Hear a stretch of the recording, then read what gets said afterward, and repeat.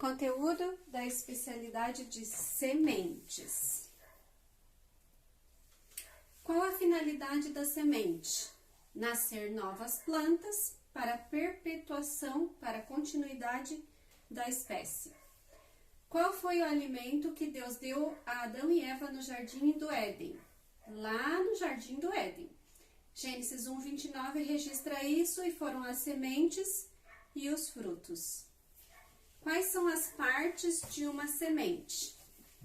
Então, nós temos essa parte de fora, que é chamada de tegumento ou casca.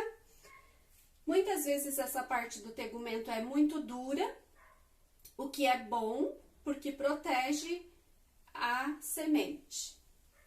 Essa parte toda é chamada de cotilédone. O cotilédone, ele é usado pelo embrião como alimento para a planta se desenvolver no início da germinação. Esse, então, é o embrião e ele se divide em 3 partes. Radícula, pensa em raiz. Então, a raiz vem da radícula, essa parte forma as raízes. Caulículo, o caule da planta, e as folhas primárias. Por que a dispersão das sementes é tão importante?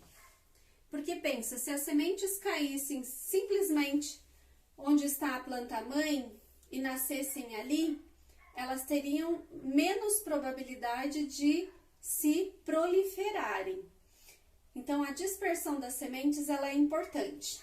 Quando ela é ocasionada pelo vento, se chama anemocoria. Esse nome difícil vocês não precisam guardar. Precisam saber as formas de dispersão.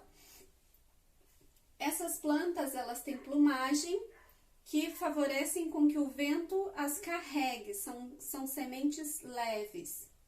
São exemplos o dente de leão, o pente de macaco, esses são bem da nossa região.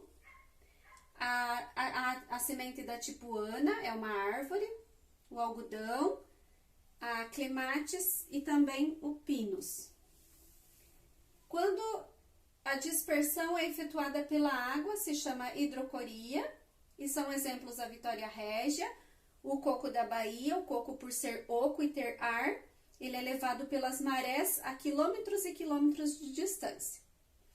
Essas sementes da mucuanas e da canavalias, também conhecidas como olho de boi, elas têm uma casca muito resistente, o que protege a semente, e também elas flutuam. Essas sementes, elas são encontradas muito nas praias, e quando elas caem ao mar, essa casca dura protege e elas flutuam, então são levadas também para muito longe.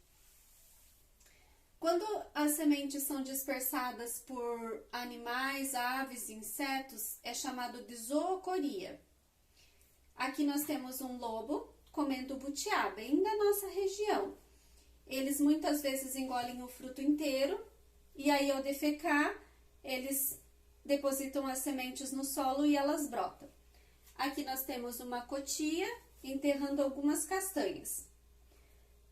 Aqui nós temos uma gama muito grande, porque os animais se alimentam de muitos frutos variados. E aqui eu coloquei só mais alguns exemplos, figo, goiaba e coquinho.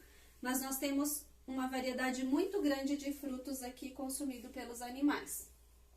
Os pássaros também desenvolvem essa função muito bem. No Paraná e região, Santa Catarina ali, nós temos o pinhão, que é dispersado pela gralha azul. Ela enterra o pinhão para comer depois, e muitas vezes ela esquece onde enterrou, e além de fazer a dispersão, ele ainda deixa a sementinha enterrada. Aí nós temos outros exemplos, o cinamomo, a pitanga, a goiaba, a jabuticaba, butiá, araçá e o mirtilo, que são frutas dispersadas pelas aves. Esse exemplo aqui é uma curiosidade e é muito interessante. Esse besouro, o nome dele é escaravelho, e ele é bem conhecido como rola-bosta. Ele enterra os cocô para se alimentar depois. E essa planta, ela adaptou as suas sementes como como se fosse no formato de um cocôzinho, igual o rola bosta come. E tem uma outra característica ainda muito interessante. Essa semente, ela tem cheiro. Adivinha do quê? Cocô, bosta, isso mesmo.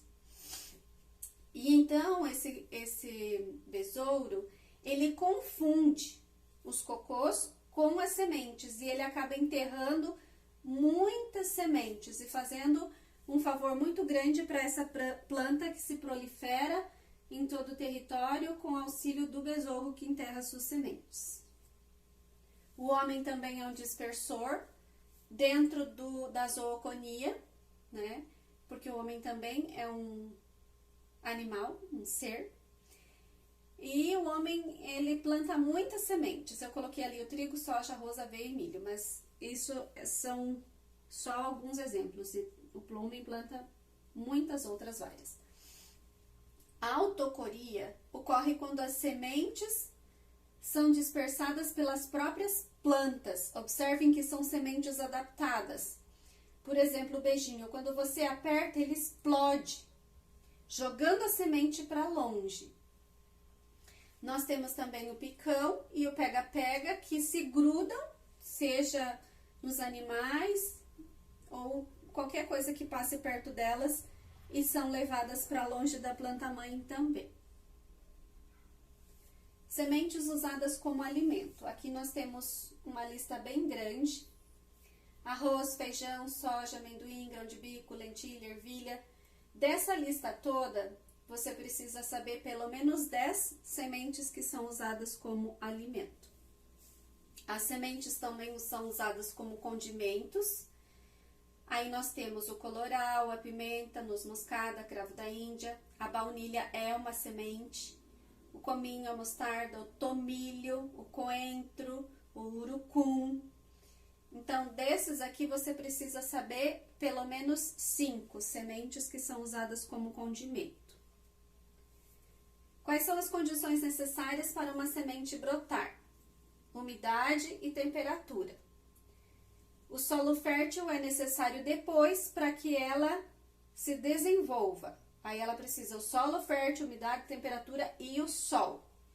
Mas, para ela germinar, para ela brotar, somente umidade e temperatura é necessário.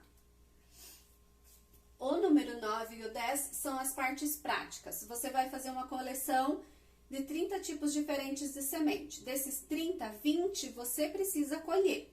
Ou alguma pessoa que possa doar semente para você, alguma coisa assim. 10 você pode pegar sementes compradas no supermercado. Por exemplo, arroz, feijão, soja. E como você vai catalogar? Usando saquinhos transparentes. Aí você coloca a identificação do nome da semente, que planta é, a data, o local que ela foi coletada. Ou então em vidrinhos transparentes. Você também pode usar o papel A4, a folha de sulfite normal, colar a semente e fazer a identificação abaixo dela. O número 10, a parte prática é, você vai pegar feijão, semente de feijão, milho e soja, vai plantar e vai fazer um relatório diário do que ocorre com a planta até ela germinar. A minha sugestão é que você pegue um copo de vidro e coloque as sementes bem próximos do vidro para que você possa ver a semente se desenvolvendo, para que você possa ir fazendo o seu diário de anotações sobre a germinação da planta.